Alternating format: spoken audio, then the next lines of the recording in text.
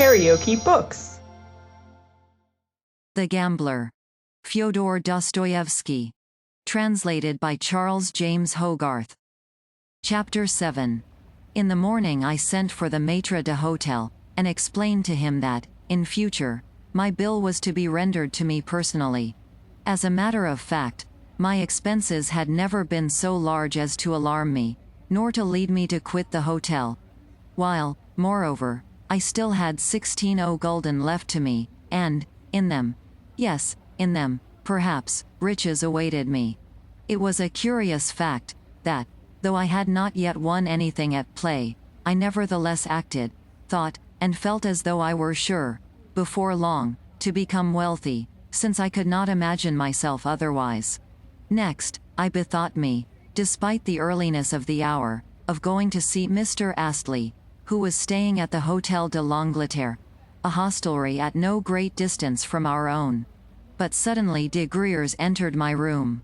This had never before happened, for of late that gentleman and I had stood on the most strained and distant of terms, he attempting no concealment of his contempt for me. He even made an express point of showing it, and I having no reason to desire his company. In short, I detested him. Consequently, his entry at the present moment the more astounded me. At once I divined that something out of the way was on the carpet. He entered with marked affability, and began by complimenting me on my room. Then, perceiving that I had my hat in my hands, he inquired whither I was going so early, and, no sooner did he hear that I was bound for Mr. Astley's than he stopped, looked grave, and seemed plunged in thought. He was a true Frenchman insofar as that, though he could be lively and engaging when it suited him, he became insufferably dull and wearisome as soon as ever the need for being lively and engaging had passed. Seldom is a Frenchman naturally civil. He is civil only as though to order and of set purpose.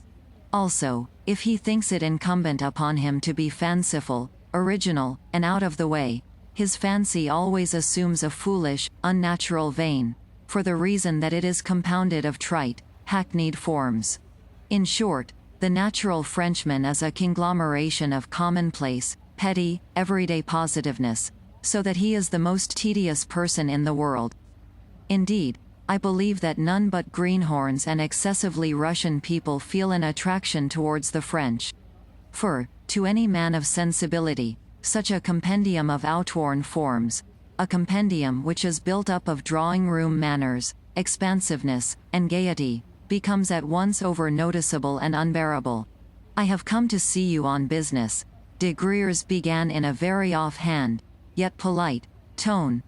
Nor will I seek to conceal from you the fact that I have come in the capacity of an emissary, of an intermediary, from the general. Having small knowledge of the Russian tongue, I lost most of what was said last night. But, the general has now explained matters, and I must confess that. See here, Monsieur de Griers, I interrupted. I understand that you have undertaken to act in this affair as an intermediary.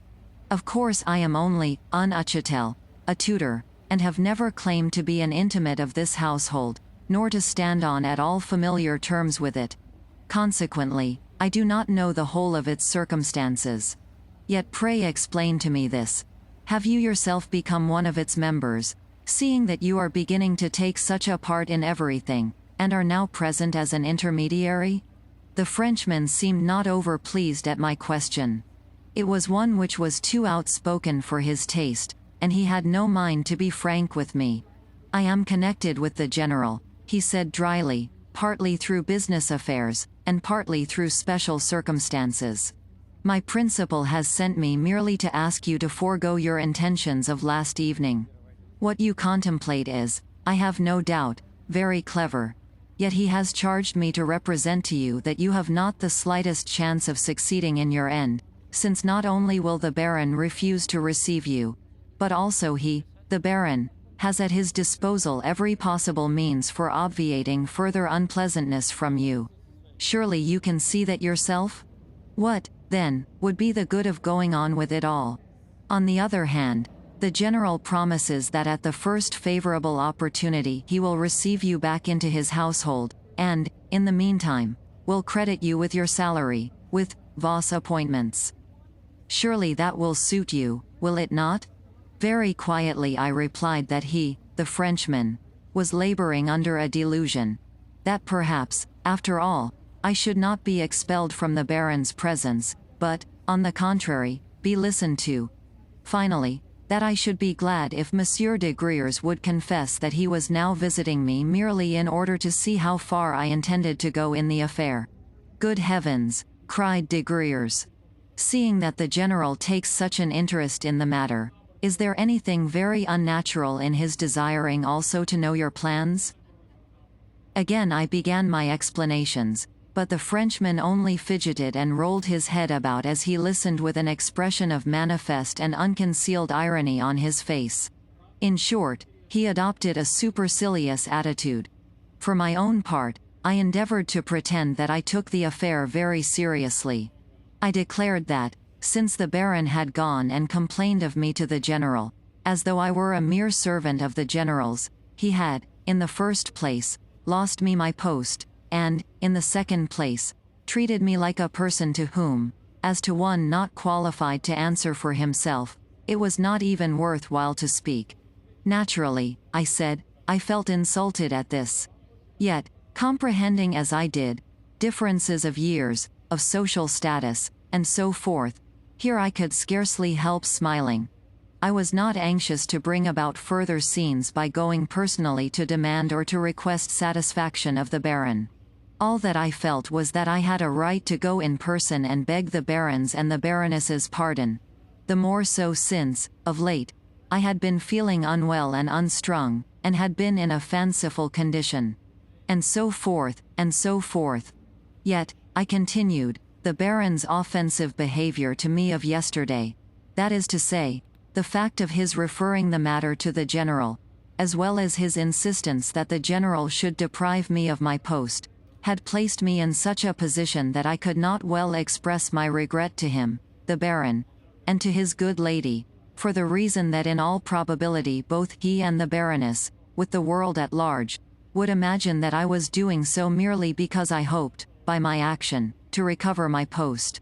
Hence, I found myself forced to request the Baron to express to me his own regrets, as well as to express them in the most unqualified manner, to say, in fact, that he had never had any wish to insult me. After the Baron had done that, I should, for my part, at once feel free to express to him, wholeheartedly and without reserve, my own regrets. In short, I declared in conclusion, my one desire is that the Baron may make it possible for me to adopt the latter course. Oh fie! What refinements and subtleties, exclaimed de Griers. Besides, what have you to express regret for? Confess, monsieur, pardon me, but I have forgotten your name, confess, I say, that all this is merely a plan to annoy the General? Or perhaps, you have some other and special end in view? Eh? In return you must pardon me, mon cher Marquis, and tell me what you have to do with it. The General. But what of the General? Last night he said that, for some reason or another, it behoved him to move with especial care at present, wherefore, he was feeling nervous. But I did not understand the reference. Yes, there do exist special reasons for his doing so, assented de Griers in a conciliatory tone, yet with rising anger. You are acquainted with Emile.de Comminges, are you not? Emile. Blanche, you mean? Yes, Emile. Blanche de Comminges. Doubtless you know also that the General is in love with this young lady, and may even be about to marry her before he leaves here? Imagine, therefore, what any scene or scandal would entail upon him. I cannot see that the marriage scheme need be affected by scenes or scandals. Mais le Baron est si irascible. Un caractère Prussian, vous savez. Enfin il fera une querelle d'Allemande.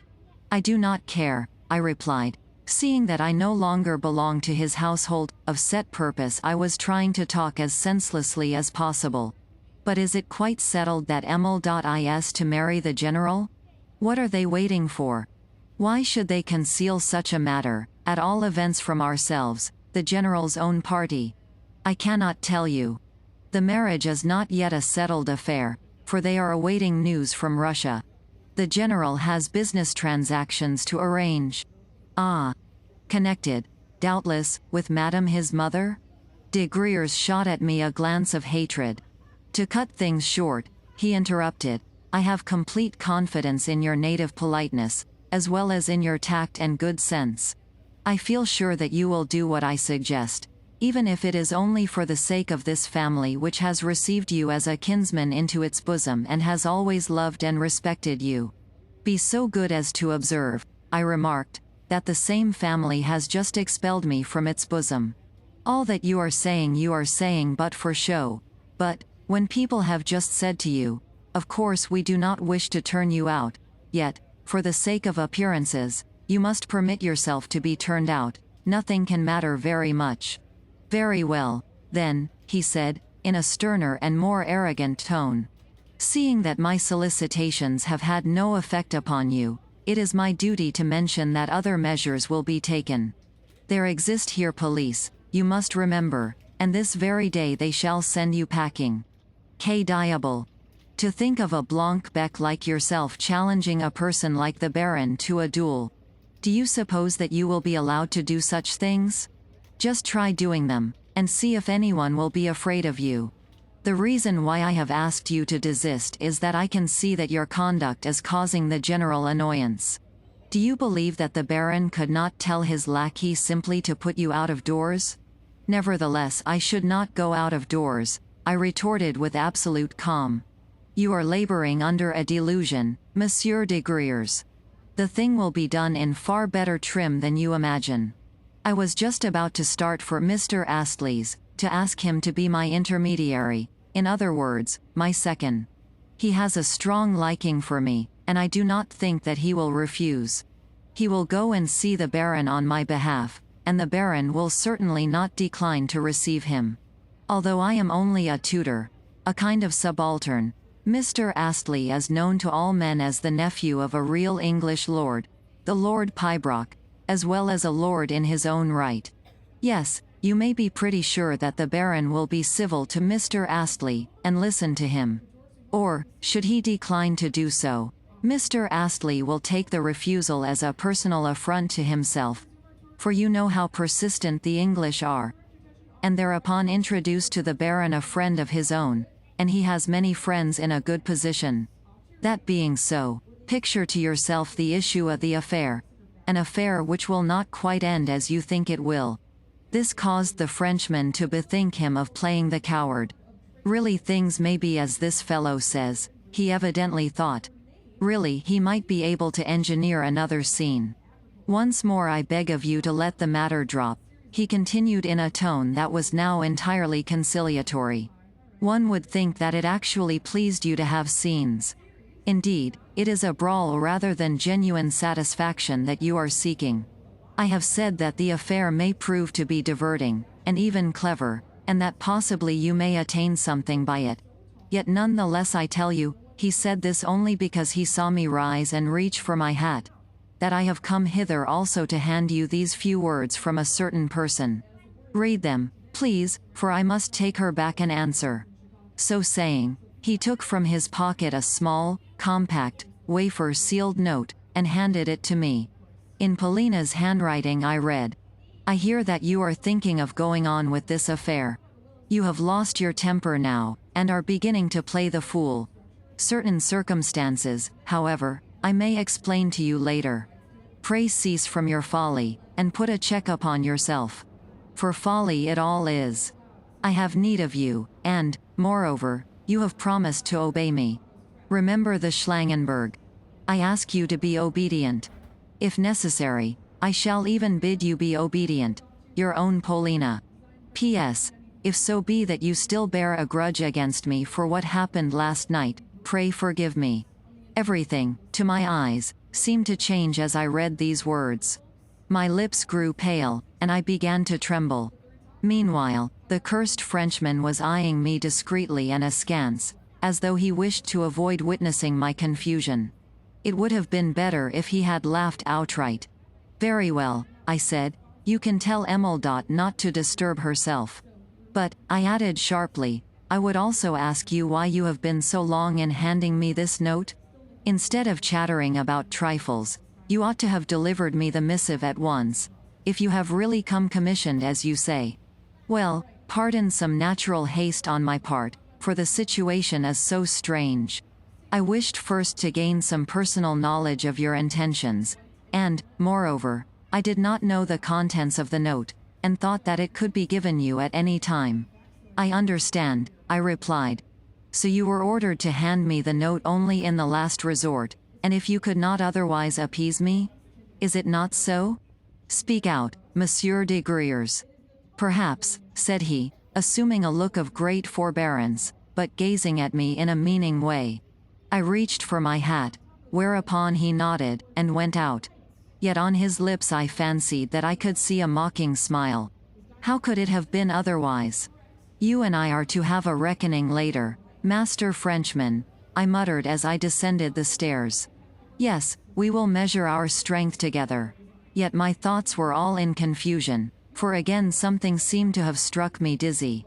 Presently the air revived me a little, and, a couple of minutes later, my brain had sufficiently cleared to enable two ideas in particular to stand out in it. Firstly, I asked myself, which of the absurd, boyish, and extravagant threats which I had uttered at random last night had made everybody so alarmed? Secondly, what was the influence which this Frenchman appeared to exercise over Paulina? He had but to give the word, and at once she did as he desired. At once she wrote me a note to beg of me to forbear.